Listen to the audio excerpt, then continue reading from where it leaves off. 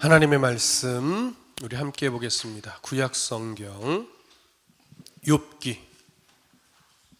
16장 1절부터 22절까지 욥기 16장 1절부터 22절까지 우리 함께 번갈아가면서 교독합니다. 제가 1절을 먼저 읽겠습니다. 욥이 대답하여 이르되 이런 말은 내가 많이 들었나니 너희는 다 재난을 주는 위로자들이로구나.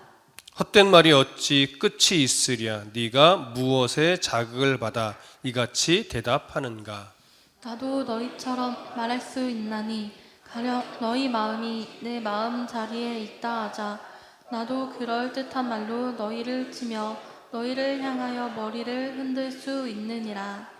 그래도 입으로 너희를 강하게 하며 입술의 위로로 너희의 근심을 풀었으리라. 내가 말하여도 내 근심이 풀리지 아니하고 잠잠하여도 내 아픔이 줄어들지 않으리라. 이제 주께서 나를 피로하게 하시고 나의 온 집안을 패망하게 하셨나이다. 주께서 나를 쓸게 하셨으니 이는 나를 향하여 증거를 삼으심이라. 나의 화려한 모습이 일어나서 대면하여 내 앞에서 증언하리이다. 그는 진노하사 나를 찢고 적대시하시며 나를 향하여 이를 갈고 원수가 되어 날카로운 눈초리로 나를 보시고 우리들은 나를 향하여 입을 크게 벌리며 나를 모욕하며 뺨을 치며 함께 모여 나를 대적하는구나. 자, 몇 절 읽으셨죠? 10절. 하나님이 나를 악인에게 넘기시며 행악자의 손에 던지셨구나.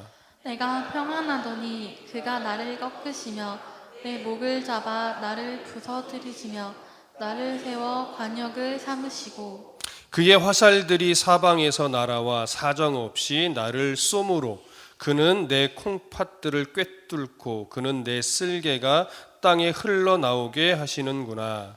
그가 나를 치고 다시 치며 용사같이 내게 달려드시니 내가 굵은 배를 꿰매어 내 피부에 덮고 내 뿔을 티끌에 더럽혔구나. 내 얼굴은 누름으로 붉었고 내 눈꺼풀에는 죽음의 그늘이 있구나. 그러나 내 손에는 포악이 없고 나의 기도는 정결하니라. 땅아 내 피를 가리지 말라. 나의 부르짖음이 쉴 자리를 잡지 못하게 하라. 지금 나의 증인이 하늘에 계시고 나의 중보자가 높은 데 계시니라. 나의 친구는 나를 조롱하고 내 눈은 하나님을 향하여 눈물을 흘리니 사람과 하나님 사이의 인자와 그 이웃 사이에 중재하시기를 원하노니 수년이 지나면 나는 돌아오지 못할 길로 갈 것임이니라. 아멘. 우리가 저번 주에 15장에서 엘리바스가 욥을 공격하는 두 번째 모습을 살펴보았죠. 첫 번째 사이클이 돌아갔어요. 엘리바스의 공격과 욥의 변론, 또 빌닷의 공격과 욥의 변론, 또 소발의 공격과 욥의 변론. 이 1차 사이클이 돌아가면서도 사실은 충분히 이야기가 다 나눠졌어요. 친구들이 왜 정죄하는지, 욥이 왜 변론을 하는지, 친구들이 왜 욥의 마음을 헤아리지 않았는지, 욥의 마음을 헤아려 주지 않아서 욥이 얼마나 가슴 아파하고 답답했는지, 그래도 하나님 앞에 서기 위해 몸부림쳤던 욥의 모습. 첫 번째 사이클로도 사실 충분한데 다시금 또 두 번째 사이클이 시작되었습니다. 그래서 이제 엘리바스가 두 번째로 욥을 향해 공격하는데, 엘리바스의 이 공격에서는 욥을 향한 그 연민들이 다 사라졌어요. 첫 번째 공격할 때는 그래도 회복을 이야기하고 회개하면 하나님이 다시금 너에게 은혜를 베푸실 거, 이런 소망의 메시지들도 함께 있었는데, 두 번째 변론이 시작이 되면서는 욥을 향한 회복의 메시지나 긍휼의 마음이나 연민의 내용들이 하나도 담겨 있지 않았습니다. 오직 판단하고 정죄하고 공격하는 내용만 가득했어요. 어느 정도였냐면 엘리바스는 욥을 향해서요, 너의 마음에 이미 헛된 지식들 그리고 근거 없는 말들이 가득 차 있다. 그러니 네가 했던 모든 말들은 다 허망하다. 이렇게 그냥 단정 지어버렸습니다. 또 너는 지혜롭지도 않으면서 지혜로운 척 교만을 부리고 있다. 하나님의 말씀을 듣고서도 너는 불만스러워했고 눈을 부릅떴고 하나님께 분노를 터뜨리며 함부로 말했다. 이렇게 공격을 했던 거죠. 이러한 엘리바스의 공격은요, 욥의 마음을 괴롭게 하는 수준을 넘어서서 욥의 마음에 격한 분노, 이런 마음들만 가득하게 만드는 말이었습니다. 그래서 이 엘리바스의 두 번째 공격을 듣고 오늘 욥이 어떻게 반응하는지 이 부분을 다시금 살펴봅니다. 자, 16장 1절과 2절을 다시 한번 읽겠습니다. 16장 1절과 2절 시작. 욥이 대답하여 이르되 이런 말은 내가 많이 들었나니 너희는 다 재난을 주는 위로자들이구나. 자, 엘리바스의 말을 듣고 욥이 하는 첫 번째 표현은 이겁니다. 이런 말은 내가 많이 들었다. 그런데 너희들은 나에게 재난을 주는 위로자들이구나. 이렇게 말해요.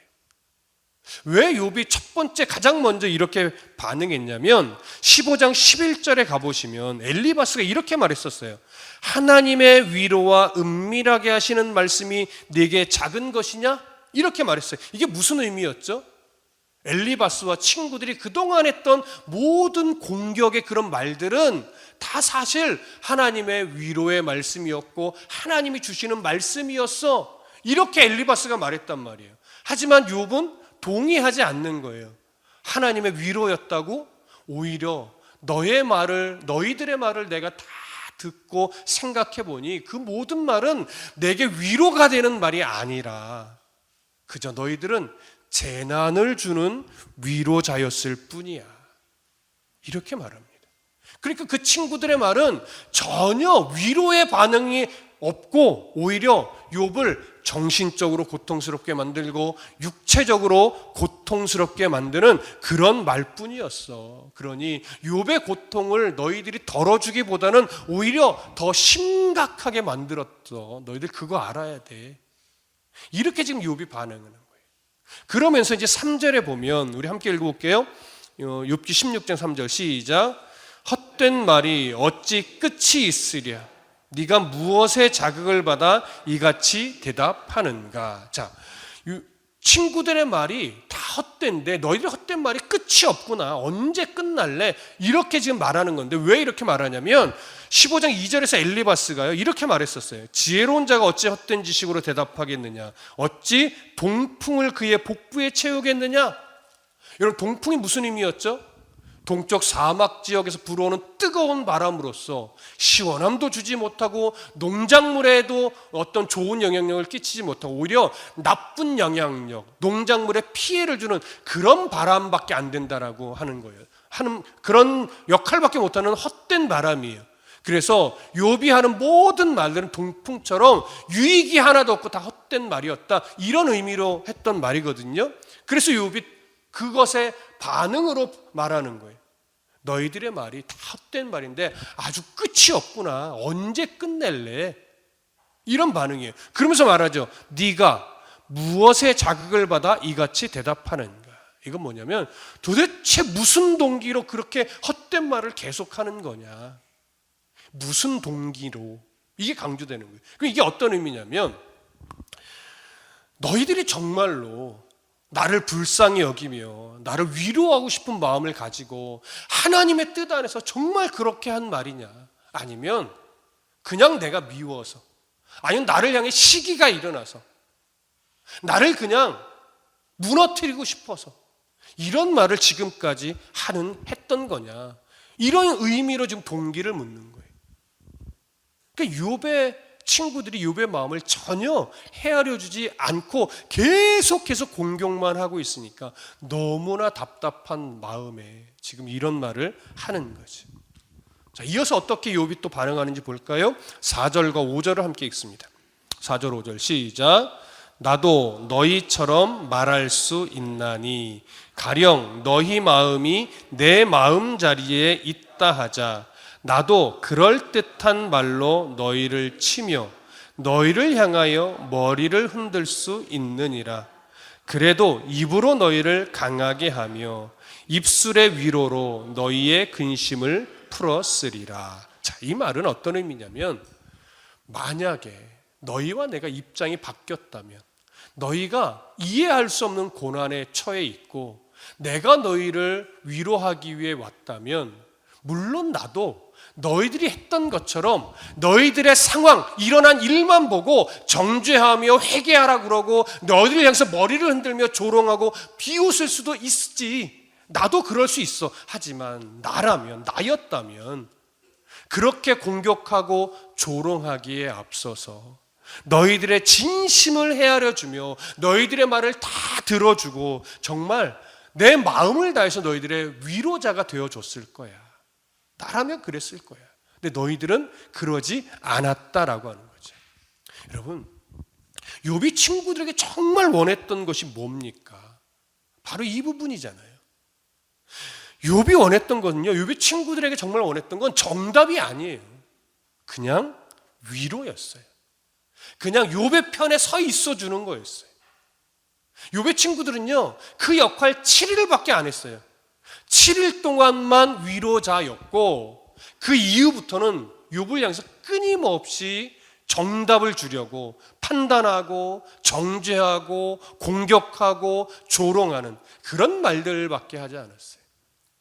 욥은 말하는 거예요. 나 같았으면 그까지 너희들을 위로하며 그저 옆에 있어줬을 것이다. 신약 성경으로 와서 바울도 말하잖아요. 로마서 12장 15절에서 즐거워하는 자들과 함께 즐거워하고 우는 자들과 함께 울라. 여러분, 목사들이 이런 실수를 자주 해요. 자꾸 목사라는 위치 때문에 성도들이 어떤 상담거리나 고민을 이야기하면 그냥 들어주고 그냥 안타까워해주고 그래도 충분한데 자꾸 뭐 하려고 그래요? 정답을 주려고. 그런 실수를 많이 하죠. 물론 때로는 정답이 필요할 때도 있어요. 이게 지혜의 문제이기는 하나 오늘 성경에서 조금 더 오늘 욥기에서 초점을 맞추는 것은 위로. 그저 정답을 주려고 하지 말고 그저 위로자로서 옆에만 있어 주었어도 욥과 친구들이 이렇게 허무한 말로 서로 공격하고 또 분노하고 격한 감정에 치우치지는 않았을 겁니다. 자, 성경을 좀 더 이어가 볼게요. 6절부터 8절 봅니다. 6절부터 8절 함께 읽습니다. 시작. 내가 말하여도 내 근심이 풀리지 아니하고 잠잠하여도 내 아픔이 줄어들지 않으리라. 이제 주께서 나를 피로하게 하시고 나의 온 집안을 패망하게 하셨나이다. 주께서 나를 시들게 하셨으니 이는 나를 향하여 증거를 삼으심이라. 나의 파리한 모습이 일어나서 대면하여 내 앞에서 증언하리이다. 자, 욥이 지금 자신의 참담한 심경을 또 하나님께 토로하는 내용인데, 욥은요 그동안 친구들과 정말 많은 말로 변론을 서로 했잖아요. 그렇게 친구들 앞에서 많은 말로 자기의 마음 상태와 하나님을 앞에 토로하는 말들을 다 쏟아냈는데 그렇게 지금 쏟아냈어도 전혀 마음이 풀리지 않았다는 거예요. 잠시 좀 조용히 있어봤지만, 잠잠하게 있어봤지만 그래도 마음의 아픔이 줄어들지 않았다라고 고백하는 거예요. 근데 왜 이렇게 말을 많이 해도 마음이 계속 아프고 잠잠히 있어도 아픔이 줄어들지 않느냐? 욥은 그 원인을 하나님 때문이라고 또 말을 해요. 하나님이 나에게 고통을 주셨기 때문이다. 하나님이 나를 원수처럼 여겨서 치셨고 계속해서 내 가정과 내 상황과 내 육체까지도 피폐하게 만드셔서 많은 사람들 앞에 욥이 죄인이라고 하나님이 증거 삼으셨기 때문이다. 그러다 보니 자신의 이 육체가, 병든 육체가, 고통밖에 안 남아있는 이 육체가 자꾸 나를 향해서 고개를 들고 너 죄인이야, 너 죄인이야 이렇게 말하는 것 같다. 이게 지금 욥의 상황이에요. 물론 욥이 지금 이렇게 말하는 게 맞아, 나 죄인이야 이걸 인정하고자 하는 말이 아니라 정말 하나님 너무하다라고 토로하는 거예요. 왜 이렇게 나를 이런 상황까지 계속 몰아붙이십니까? 이런 말이죠. 자, 욥의 이 심경이 또 어떻게 이어져 가나 볼까요? 9절부터 11절. 자, 함께 읽습니다. 9절부터 11절 시작. 그는 진노하사 나를 찢고 적대시하시며 나를 향하여 이를 갈고 원수가 되어 날카로운 눈초리로 나를 보시고 무리들은 나를 향하여 입을 크게 벌리며 나를 모욕하여 뺨을 치며 함께 모여 나를 대적하는구나. 하나님이 나를 악인에게 넘기시며 행악자의 손에 던지셨구나. 욥의 이 또 처절한 고백이에요. 하나님이 욥을 자신을 정말 원수 대하듯 하여 정말 갈기갈기 찢어버리셨다는 거예요. 갈기갈기 자신을 찢어 놓은 다음에 주변 사람들 앞에 나를 그런 모양새로 딱 세워 놓으시니 주변 사람들이 욥의 그 처한 모습만 보고 욥을 죄인이라고 계속 모욕하고 있고 욥의 뺨을 치고 대적하고 있다라고 하는 의미예요. 뿐만 아니라 하나님이요 그렇게 처참해진 욥을 누구에게 던지셨대요? 오늘 성경 보니까 악인에게 넘기시고 행악자의 손에 던지셨다고 그러잖아요. 이거요 마치 자신을 전쟁 포로처럼 친구들에게 던지셨다는 의미예요. 그래서 친구들에게 위로받고 싶었던 친구들에게 오히려 수많은 공격과 저주와 비판과 판단과 정죄를 받았다라고 하는 이 가슴 아픔을 지금 이야기를 하는 겁니다. 여러분 이 정도 되면 사실 하나님 없어 라고 그냥 던져버리고 그냥 세상으로 아니면 우상에게로 갈 법도 해요. 근데 욥은 그러지는 않습니다. 12절부터 15절을 조금 더 볼까요? 12절부터 15절 함께 읽습니다. 시작. 내가 평안하더니 그가 나를 꺾으시며 내 목을 잡아 나를 부서뜨리시며 나를 세워 관역으로 삼으시고 그의 화살들이 사방에서 날아와 사정없이 나를 쏘므로 그는 내 콩팥들을 꿰뚫고 그는 내 쓸개가 땅에 흘러나오게 하시는구나. 그가 나를 치고 다시 치며 용사같이 내게 달려드시니 내가 굵은 배를 꿰매어 내 피부에 덮고 내 뿔을 티끌에 더럽혔구나.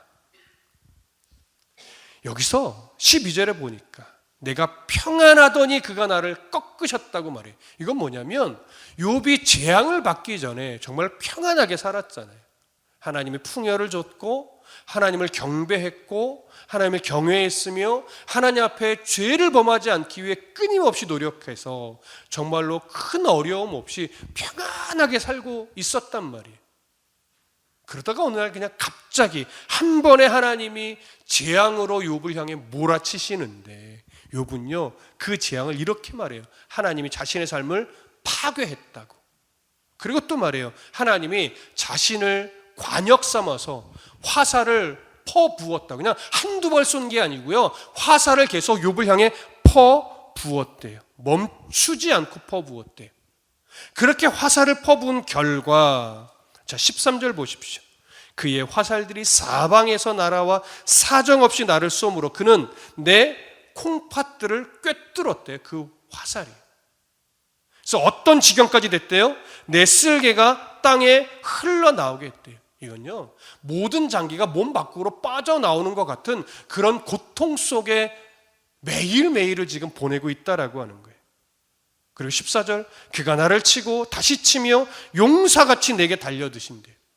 한두 번 치고 끝난 게 아니라 매일매일 자신을 공격하고 또 다음날 되면 또 공격하고 다음날 되면 또 공격하고 하나님 멈추지 않고 계속 공격한다는 거예요.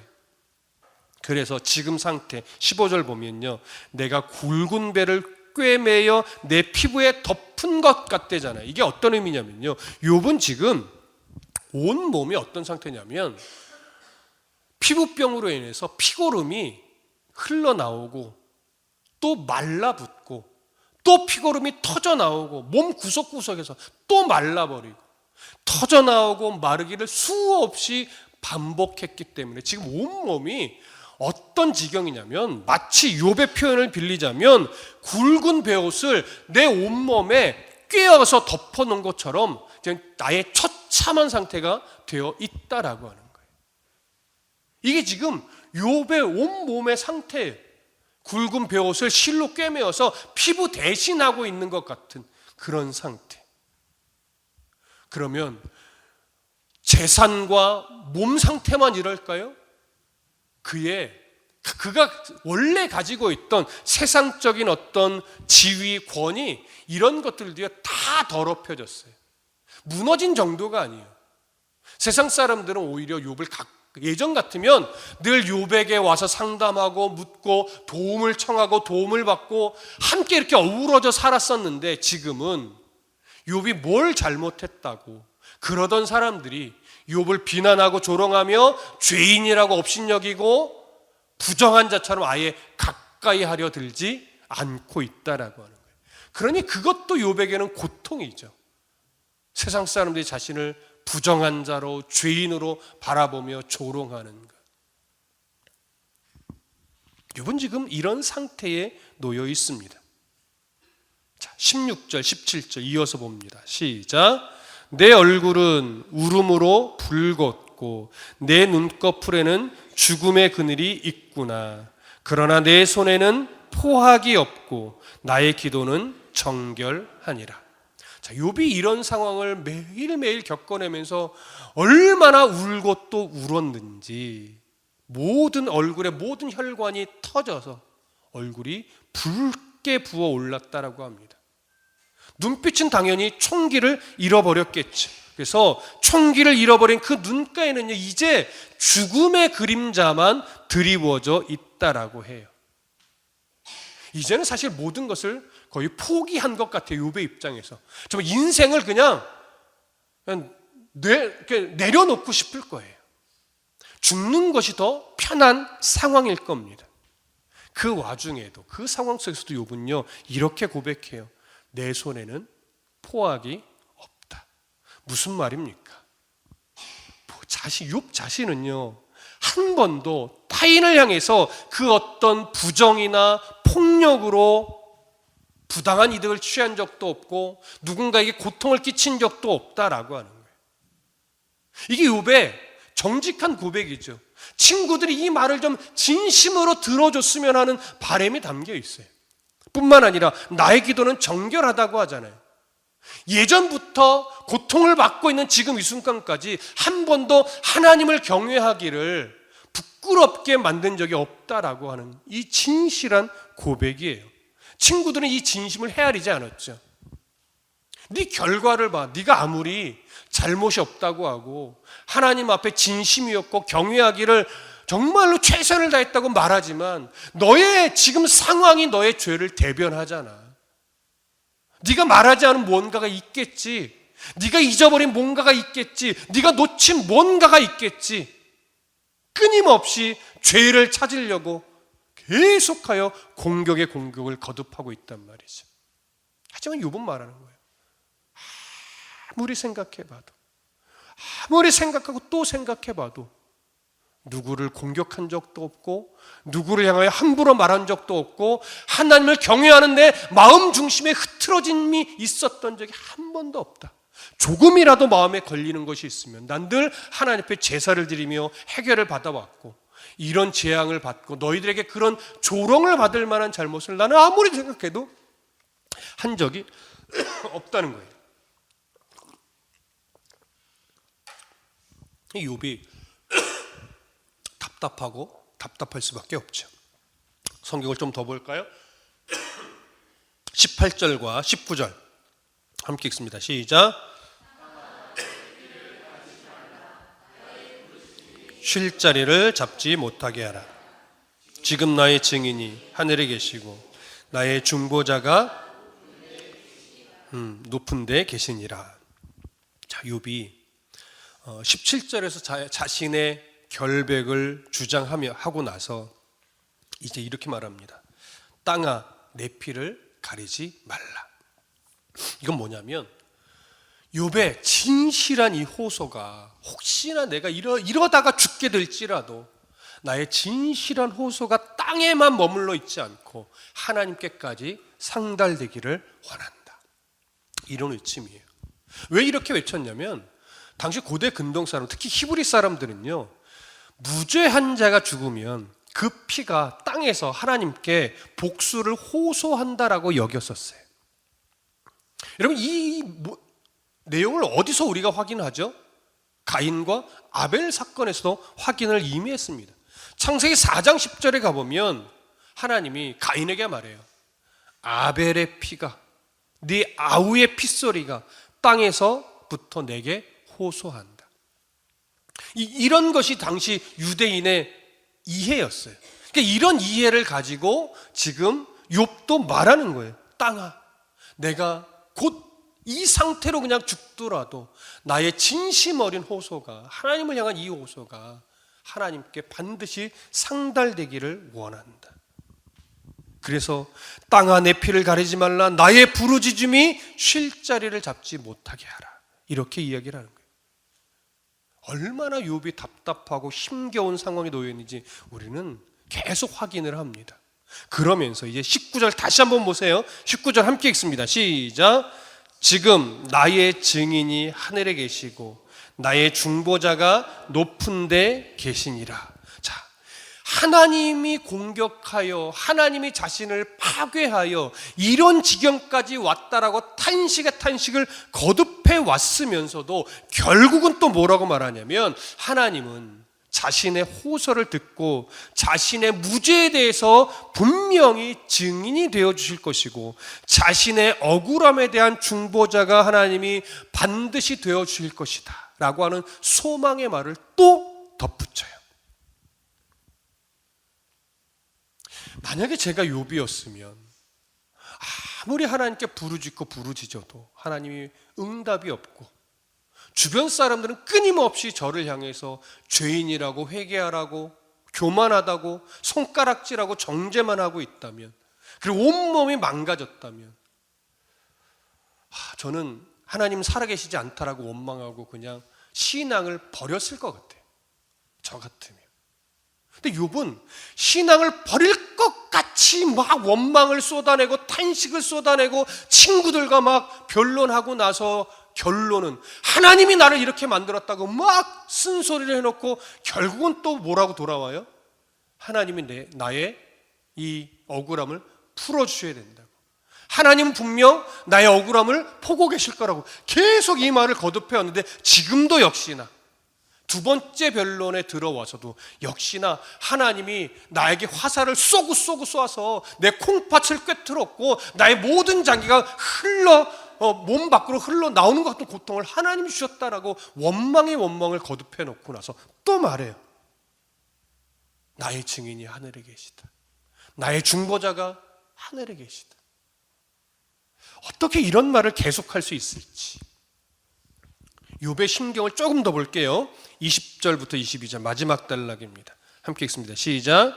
나의 친구는 나를 조롱하고 내 눈은 하나님을 향하여 눈물을 흘리니 사람과 하나님 사이에와 인자와 그 이웃 사이에 중재하시기를 원하노니 수년이 지나면 나는 돌아오지 못할 길로 갈 것임이니라.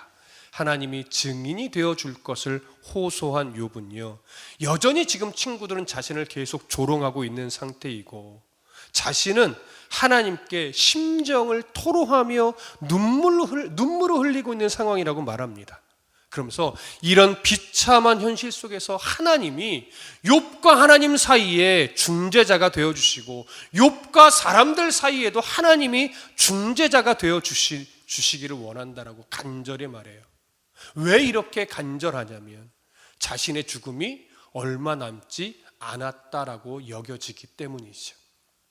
이렇게 욥의 말이 1차 정리가 됩니다. 물론 17장에도 욥의 말이 계속 이어지지만 16장에서 이렇게 정리가 되는데, 여러분 우리가 오늘 16장에서 정리했던 이 구절들의 내용은 사실 이미 앞에서도 다 했던 내용들이에요. 이것이 조금 더 강해지고 격해질 뿐이지 전혀 다른 내용이 있어요, 없어요? 없어요. 욥기를 설교할 때 힘든 것이 이런 부분이에요. 이미 앞에서 했던 내용을 반복하는 듯한 내용밖에 없어요. 앞으로도 이 세 번째 사이클이 이루어질 때까지 거의 비슷한 내용이 계속 반복될 거예요. 저는 끊임없이 고민하겠죠. 이 똑같은 말 속에 또 어떤 교훈을 담아야 될까? 이번에도 마찬가지였습니다. 그런데 여러분, 조금 다른 게 뭐냐면 욥은요, 지금 욥이 가장 고통스러운 게 뭘까요? 가장 고통스러운 거. 물론 욥이 고통스러운 건 뭐냐면 친구들이 끊임없이 자신을 공격하고 있고 하나님이 자신을 버렸다, 하나님이 자신을 파괴시켰다, 이렇게 여겨지는 것 때문에 그렇거든요. 근데 그 와중에 욥이 정말 고통스러운 건 뭐냐면 여전히 아직도 지금까지도 이 고통의 원인을 욥은 모른다라고 하는 거예요. 그것 때문에 가장 힘들어요. 차라리 왜 이런 고통을 겪는지만 알면 믿음으로 견디겠다라고 하는 거예요. 알기만 하면. 그런데 아직도 모르겠는 거예요. 하나님은 여전히 침묵 중이라는 거죠. 그러니까 욥의 입장에서는 하나님이 나를 공격하고 하나님이 나를 파괴시키고 아무런 말도 해주시지 않는다라고 더 원망스러운 거예요. 그런데 욥은요, 그러한 원망과 원망을 거듭하고 탄식과 탄식을 거듭하면서도 여전히 19절에서 했던 고백처럼 지금 나의 증인이 하늘에 계시고 나의 중보자가 높은 데 계시다라고 하면서 여전히 하나님만이 내 억울함을 풀어줄 유일한 분임을 고백해요. 그러면 왜 계속 이 충돌이 일어날까요? 분명 우리는 지금 이론적으로 알아요. 이 재앙은 하나님이 주신 것이 아닌데 친구들도 그렇고 욥도 그렇고 자꾸 이 재앙을 하나님이 주셨다라고 생각하니까 계속 지금 평행선을 걷고 있는 거예요. 이쯤 점점 빨리 나타나서 그거 내가 보낸 재앙이 아니야, 내가 너를 훈련시키는 거야, 이렇게 한마디만 해줬어도 욥은요 기쁘게 소망 중에 이 고통을 견뎌냈을 거예요. 원망하지 않고. 근데 하나님 아직도 아무 말 안 해요. 왜냐하면 욥의 신앙이 분명 깊지만 욥이 하나님을 다 아는 건 아닙니다. 욥과 같은 이도 아직 하나님에 대해서 조금 더 알아가야 돼요. 하나님이 어떤 분인지 아직도 배워야 된단 말이에요. 사탄은, 그 당시 사탄은 사람으로 하여금 고통을 주면 그 고통으로 인해서 사람과 하나님과의 관계가 깨질 거라고 생각했어요. 그래서 하나님께 요청한 거죠. 욥이 모든 고통에 놓이면 하나님 원망할 겁니다. 그럼 하나님은 뭐라고 말해요? 그러지 않을 걸 해봐. 생명만 건드리지 말고 네 할 거 다 해봐. 왜 이렇게 말합니까? 하나님은요, 사람에게 고통을 줘도 사람은 그 고통 때문에 하나님과의 관계를 깨트리지 않을 거라고 믿으신 거예요. 거기에는 단순하게 사람을 믿는 것만이 아니라 그 사람을 사랑하는 하나님 자신을 향한 믿음도 담겨 있는 겁니다. 그래서 하나님은 그 욥을 향한 이 훈련을 어떻게 끌고 가실 거냐면 그 고통으로 하여금 오히려 사람이 더 하나님께 가까이 오게 만들 것을 기대하고 있고 그렇게 섭리하실 거예요. 그 모델로 욥을 제시한 거죠. 그래서 욥은 지금 이런 훈련 과정에 놓여 있습니다. 욥이 아직 그걸 모를 뿐이지 욥은 지금 고통을 통하여 하나님 앞에 더 가까이 가는 그 신앙의 훈련, 그 과정에 놓여 있어요. 그래서 아직 고난의 원인이 하나님께 있다며 억울함을 토로하고 있지만 잘 들으십시오. 앞에서도 계속 그 토로를 해왔어요. 이미 몇 차례 반복하듯이 해오고 있어요. 지금도 똑같이 그 토로를 해요. 탄식하며 토로를 해요. 그런데 여러분, 욥기를 다시 한번 차근차근히 읽어가다 보면 뭘 하나 발견하게 되냐면요, 욥은 끊임없이 고통 속에 몸부림치고 너무하다고 탄식하고 친구들과 변론하며 또 하나님 왜 그러시냐고, 왜 나를 이렇게 무너뜨리시냐고 항변하는데, 그러면서도 여전히 하나님만이 나의 억울함을 풀어주실 수 있는 분이고 하나님만이 나에게는 답이 없다라고 계속 고백하는데, 그 하나님을 의지하고 바라보는 이 고백이 조금씩 더 선명해져요. 이게 신앙의 신비예요. 아직 욥은 하나님께 뭘 듣지 못했어요. 고통은 계속돼요. 친구들의 공격은 더 격해져요.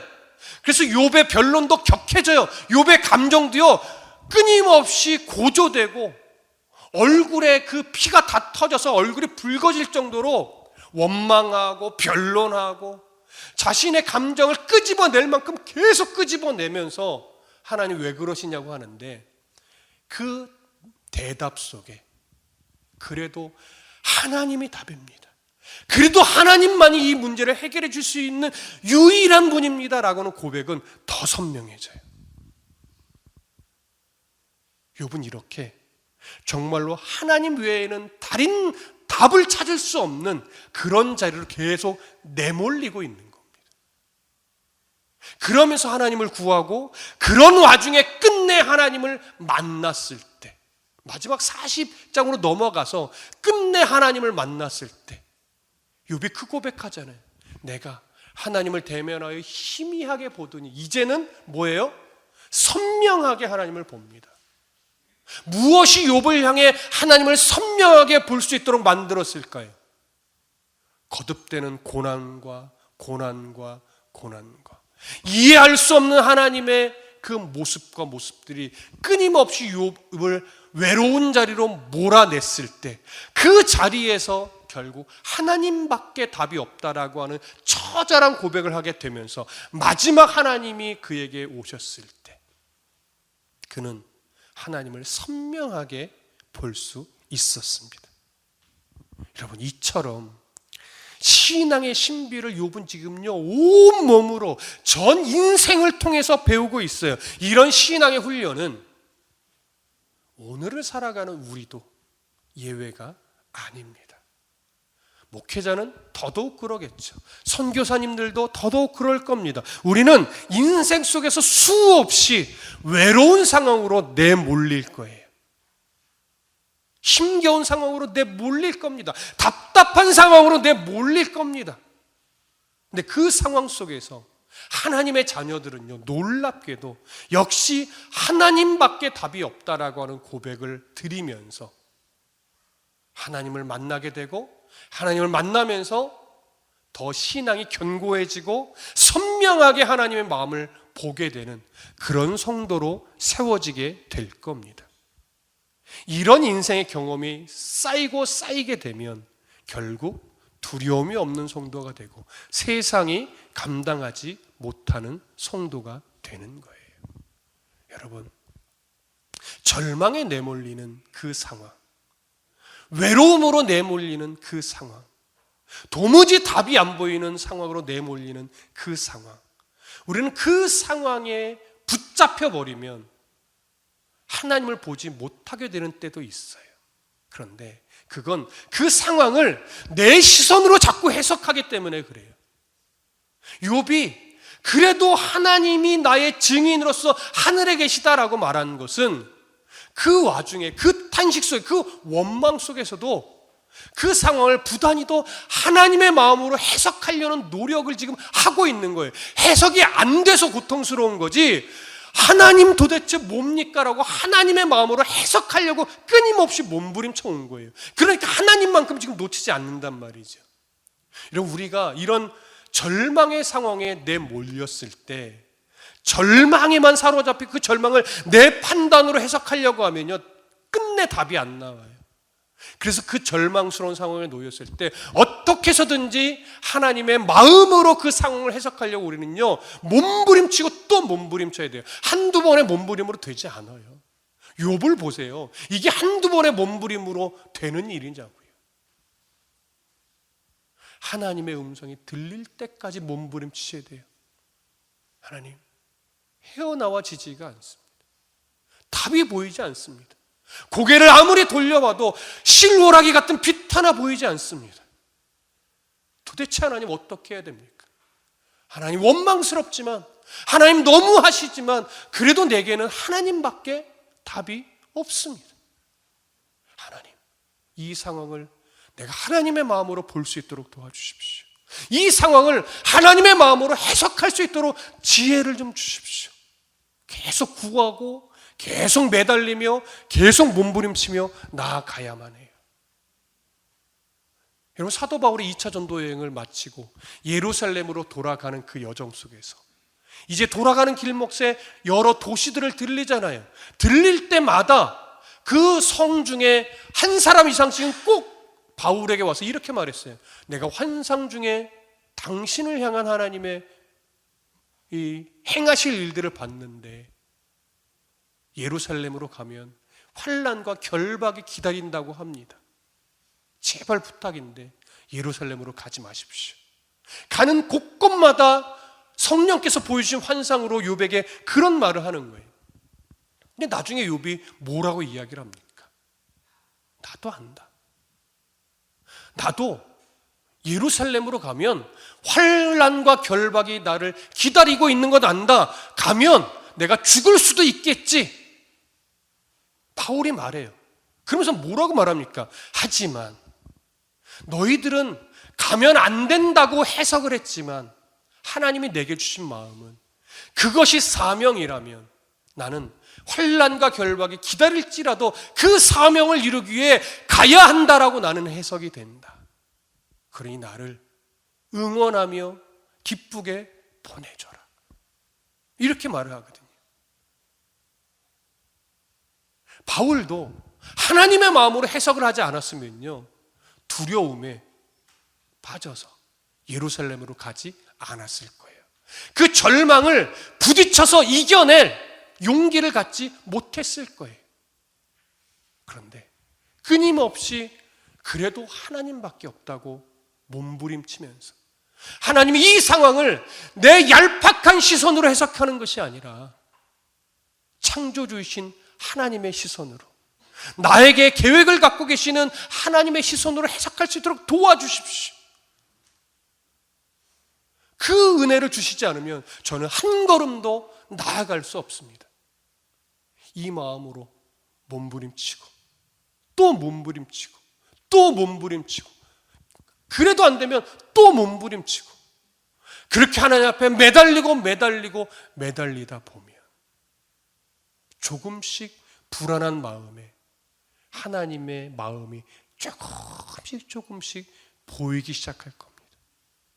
그리고 어느 때인가는 나도 모르게 욥처럼 이제 하나님의 마음을 알겠습니다. 이제는 두렵지 않습니다. 이제는 걱정하지 않습니다라고 하며 오히려 절망 속으로 더 깊이 들어가서 하나님이 어떻게 일을 행하실지를 기대하는 그런 믿음의 자리까지 나아가게 될 겁니다. 여러분, 절망이 오더라도 절망이 우리를 삼키지 못합니다.